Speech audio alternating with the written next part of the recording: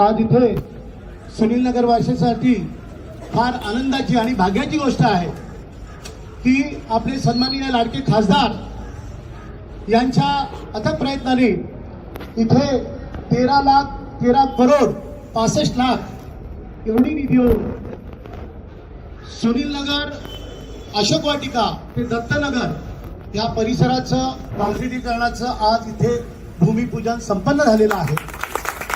आणि याच कार्यक्रमासाठी आलेले आवर्जून आमचे लाडके खासदार श्रीकांत शिंदे साहेब आणि सर्वच सन्माननीय व्यासपीठ उपस्थित सर्व बंधू भगिनींनो, सुनील नगर वासियांसाठी ही फार मोठी पर्वणी आहे.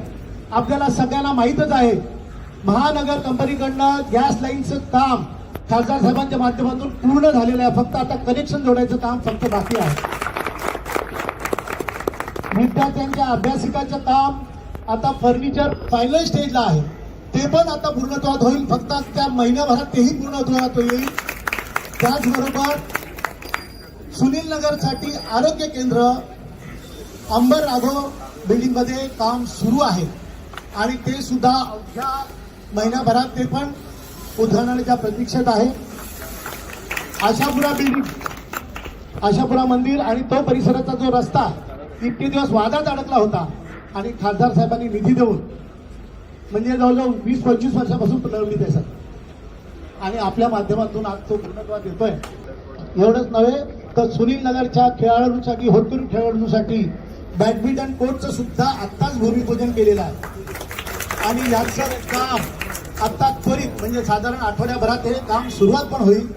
आयरे गावासाठी अभ्यासिकासाठी सुद्धा खासदार साहेबांनी 10 लाख रुपये निधी दिलेले, वर्क ऑर्डर झालेली आहे. आणि एवढंच नव्हे तर आज संपूर्ण डोंबिवली शहर आपण बघताय सगळीकडे कॉन्क्रीटचं जाळं सन्मानाच्या माध्यमातून आज विकलं गेलेलं आहे आणि सगळीकडे रस्त्याची कामं चालू दिसत आहेत. महापालिकेचं वाचनालय असेल, पत्रीपूलचा ब्रिज झालेला आहे, ठाणा मानकुली ब्रिजचं काम सुरू आहे. म्हणजे एक आपण बघतो की एक अभ्यासू खासदार कसा असावा. मी माझा प्रवास बऱ्याच पक्षात झालेला आहे, सगळ्यांबरोबर मी काम केलेलं आहे. पण तुमच्याबरोबर काम करताना जे बघितलं की कोणतंही काम मी एकही कधी कोणतंही सांगितलं की तिथे त्यांनी साहेबांनी फोन नाही केला की काय नाही केलं असं कधीच झालं. मग असे तरुण तडफदार खासदार आपल्याला मिळालेले आहेत आणि जे पूर्ण सर्वांगीण खोफरगाव ते रेती बंदर 18 कोटींचा आता सुद्धा त्याचंही भूमिपूजन करून आले. हे तर अजून हा आकडा हजारो कोटीत गेलेला आहे. बरोबर आहे ना.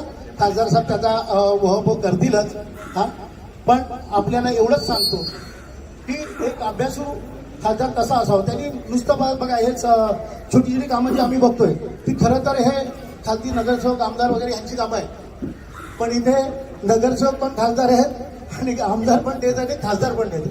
म्हणजे थोडक्यात छोट्या छोट्या कामांकडे इतक्या बारकाईने लक्ष देतात. दर शनिवारी आपली गाऱ्हाणी ऐकायला, तुमच्या समस्यांना न्याय देण्यासाठी शिवसेना मध्यवर्ती शाखेमध्ये साहेब आवर्जून हजर असतात. आपण नागरिकांनी सगळ्यांनी अनुभवलेलं असेलच.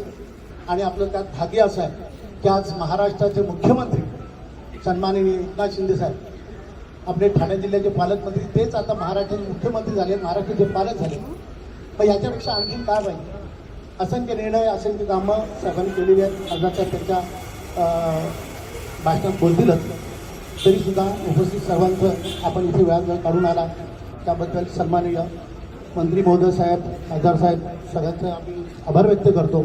आणि असंच लक्ष ह्या आमच्या प्रभातकडे ठेवा. महापालिकेचे इलेक्शन अजून 2 वर्ष प्रशासकीय राजवट आहे, बरीचशी कामं अजून लागणार आहेत आणि आपण कराल त्याबद्दल आम्हाला फिल्मांतरही मनात शंका नाही. धन्यवाद. जय हिंद, जय महाराष्ट्र.